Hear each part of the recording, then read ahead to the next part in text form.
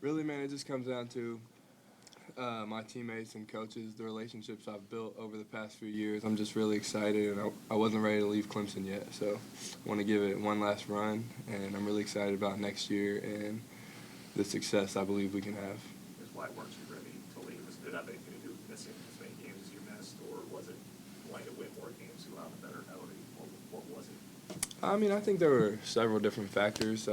Obviously, I wasn't healthy as I wanted to be this year, but really, I think I just wasn't ready to leave because I wanted to, go out on a better note. I have a lot of confidence in my teammates and our coaching staff this upcoming year, so I really just want to, give it one last push, give everything I have for one last year, and hopefully have a really successful season. Like you've had some bad luck with injuries? I feel like you've had some bad luck. Yeah, unfortunately, the past 2 years, obviously fracturing my face in several different places, and then this year my collarbone. So, man, I really hope I can stay healthy all next year. Yeah, what's that look like, an injury-free season for you? What do you think that would look like, feel like? Man, it'd be awesome. I'm really hoping that that's the case next year. BJ, when did you have your surgery? What all sort of went into that operation? I had it about 5 days in the spring break.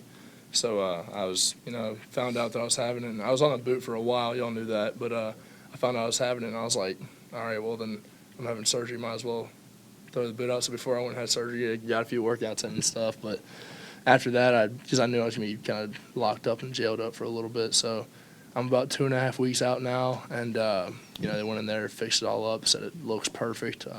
And we got a great guy doing it, so Robert Anderson. So I think that I'm really confident in how I'm feeling. I know you said during the season you didn't rule out the possibility of surgery. So did you have more X-rays or things done on it to let you know you needed the surgery? It was more like what they ended up finding. For a while, we couldn't really figure out if there was a fracture in it or not. And then, of course, they ended up going in there and finding one in the fourth metatarsal. So eventually, it was kind of like, you got to have it. And so went in there and put a plate and some screws in. And they said it's more common than you'd think. And so it never have no problem with it. How difficult was last year trying to fight through that, just all year long, never being able to practice the way you would like and get to where you want to be? Maybe we saw some production, but how much behind the scenes were you fighting on? I mean, I was obviously fighting pretty hard to make sure I was on the floor, but at the end of the day, you got to look at your other teammates. I mean, Hunter's playing with 2 purple ankles and a fractured collarbone still. It's still not healed up. You got an X-ray there today. So if I'm out there saying I can't play, then I better look around and make sure everybody else is playing, because I need to be out there with them. But it's kind of your duty to go out there and fight with your brothers. And so at the end of the day, whenever it comes game time, it's not that hard of a decision. Yeah. What kind of timetable, I guess, are you looking at as far as getting back to it? Full recovery is probably a little over 3 months. In about 8 weeks, I'll start doing some running, or 8 weeks out of surgery, not 8 weeks from now. But then after that, I'll slowly start progressing, and eventually I'll be, sometime this off season, be back on the floor. Did you start to notice that? Was that something that kind of you could feel in high school even? Well, yeah, I had a small problem with it in high school. It wasn't a big deal. I'd put a boot on for 2 weeks, then I never had another problem with it. And then this past year, around the first couple weeks of the season, the first few games, it was a little sore, but I'm 6'10" with a size 17 shoe, so I was my feet are sore. And then ended up going to the training room and, working on it, progressively got worse. And then it was getting pretty sore. Then in the Drake game, it was killing me. And I landed on it funny in overtime. And luckily we're up 10 or something like that in overtime. And I was able to come out of the game with 40 seconds left. So then we got it calmed down and really just kept on fighting. And eventually it got to the point where I was like, all right, maybe it's just a hot spot or something like that. And then that Louisville game was where I was like, no, there's a fracture in here. There's got to be. And so I kind of figured out at that point. It was at the end of the season, we'll figure it out, but just tough it out, and eventually we'll get there. Yeah. So it was a small enough fracture that you were able to play? Yeah, yes, sir. Yeah, it wasn't all the way through, but it was deep in the knuckle of the fourth metatarsal, kind of towards the middle of the foot, and it was about halfway or 3/4 through. Yeah. I guess what went into the decision to play, knowing that there was a fracture? Knowing that the doctor was telling me it couldn't get worse, it was more like if you can handle it, and if they tell me that, I'm gonna suck it up and just go out there and play, because I know that whoever it is, I'm confident in everybody, but obviously I'd like to be out there. And so that was really my only thought. Whenever it came game time, it was pretty hard to turn it down. What about sitting out those last few games of the regular season and just to get ready for the tournament? Can you tell us what was going on there? I was itching to get back because I understood what we were doing just because I knew that I knew I couldn't go out there and play after that Louisville game, especially the first 2 games, because at that point it was hard for me to put some weight on it. But then once that third game passed, I realized, all right, it's time I can get back in the groove of it. I'd kept conditioning throughout that time. I was on the Echo bike, kind of just only doing that, getting form shots up, and that's about it. And so that allowed me to be able to come back. What was it like for you last year, being the focal point of the offense at times? Maybe even in high school, sometimes you were maybe get second option, third option. What was it like kind of taking your game to the point where you are the guy that's counted on to score these baskets? It's great. I mean, I know that that's a huge role that they instilled in me, but the thing that gives me confidence like that are the guys around me. I mean, at the end of the game, at Virginia Tech, I got Hunter in my ear yelling to me like, "You're the toughest guy I know," and that's not true and stuff like that. But it was definitely fun. But it's the guys that are around me that give me that kind of confidence to go out there and have the ability to go out there and get a key bucket. I guess, PJ, just considering the fact that he played so much of this season, past season, what do you think, what kind of jump do you think you could take as a player if you're completely free of that the next season? I mean, time will tell. I mean, I obviously have some big aspirations, but at the end of things, I would much rather average a point and a rebound and win the ACC than go out there and have some accolades, because I'll tell you what, the guys we're bringing in, the guys we're returning, a core group, I mean, this is like putting the league on notice. Like, we're going to have a squad next year. Hunter, if you decided to return to college, was it always going to be come back to Clemson for last year, or did you consider transferring eventually somewhere else? Yeah, I mean, I always knew that if I was coming back to college, I'd come back to Clemson. I've loved my 4 years here, and I can't really see myself anywhere else. So. PJ, what's it mean to have him back for you guys? I mean, it's all right. It's awesome. I mean, the experience that he has, the mental toughness, the physical toughness, the determination, everything. It's literally a full package. I mean, he's a great player and also a great teammate. I mean, whether we're 6 a.m.s or a late practice, he's always the loudest one in the gym. He's making sure everybody's doing their thing. So he's definitely a huge leader for us. What's the state of the team? You lost a couple guys and then a couple your point guards left, and it's going to be a new look team. What do you think about it? I think we're in a pretty good place right now. Obviously, losing Nick Honor and Alamir Dawes, those guys were great players. And then also losing David Collins and Nas Bohannon and even Parker Fox. They all played big roles. But I think, like PJ said, I think we got a core group that we're really excited about, really confident in. And at the end of the day, we just trust our coaching staff to be able to put us in the best possible position. The new commitment with Jalen Llewellyn, that's going to be big for us, helping in that point guard spot after we just lost Nick and Al. But I think we're in a really good place, man. I'm really excited about the group we have. PJ, kind of along the same lines, when you say y'all are going to have a squad, just what gives you that confidence that y'all are going to be really good this year? Because I know we're returning healthy players, confident players, bringing in a guy who, I mean, I've watched a lot of film on Jalen. He's a great player. I hated losing Nick and Al, and I wish them the best. And they were great for us, and so I know that he'll be able to come in there and kind of step into a new role for us. And so he, bringing in him and the freshmen coming in, I'm just very confident in our core group. I'm sorry if you already answered this, but you were talking about Jalen and just watching his film and stuff. Just how closely were you involved in kind of tracking and wondering if he was going to come and what specifically were you bringing into? Well, I was notified that he was coming on a visit last week, and then from there on out, I mean, I was in contact with him, texting him and stuff before he got here, and I was actually his host the first time I was hosting. So I mean, I'm 1 for 1. So from now on, I should probably be the host of recruits. But he's a great dude. He fit in great with us. He was having a great time hanging out. It gelled really fast, so we could tell he's going to be able to fit in really well.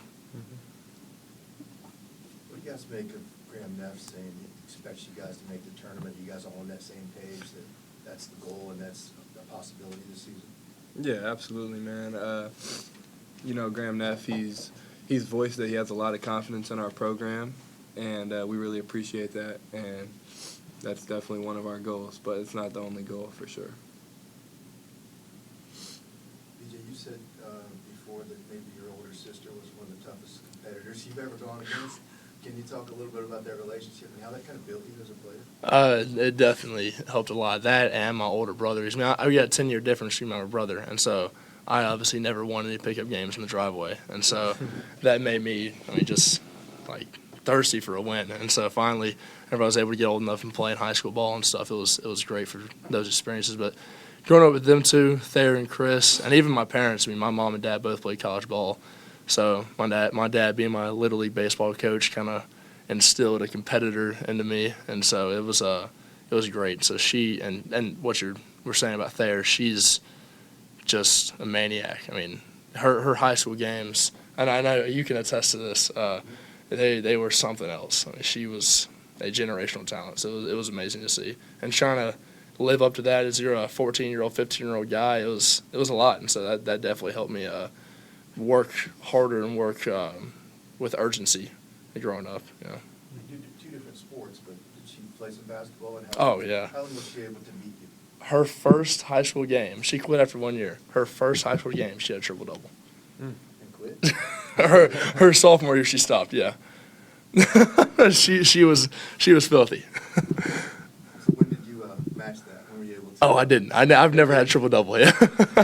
Yeah, I go for double-doubles, yeah. He knows I don't pass the ball, so. But as far as meeting her talent level, when did you feel like you could hold your own against her? Are you there yet? Looking back on her, not yet. Not yet. She was 4-time All-American in Florida. Yeah, not quite, yeah. I'm still working. I guess, PJ, what does your recovery look like?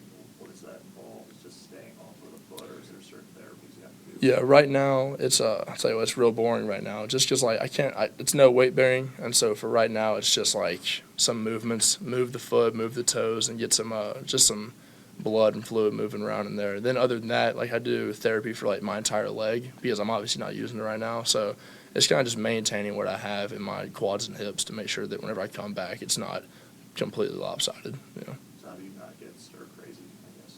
Do what? Do you not get like stir crazy? You can't do any activity? Oh, I am. Trust me. Now, I watch these practices out there, and I'm like, oh, you got to be kidding me. Like, I need to be out there right now. But Brownell giving me stuff about like I'm out of shape and stuff, and yeah, I know.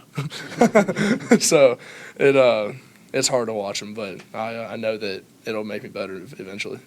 When you watch the NCAA tournament and see North Carolina have the success that they have, knowing how closely you competed with them, you sit there and does that make you think that maybe we're not that far off? That this is a team that played for a national championship, and we're right there, and we didn't make the tournament, but we're not that far away. Yeah, definitely. And obviously, I'm not say like we would be where they were, but it's because they had an amazing tournament and they made the ACC look great. There are a few teams that did very well in the tournament. I don't think the ACC got enough credit this year for how good they were.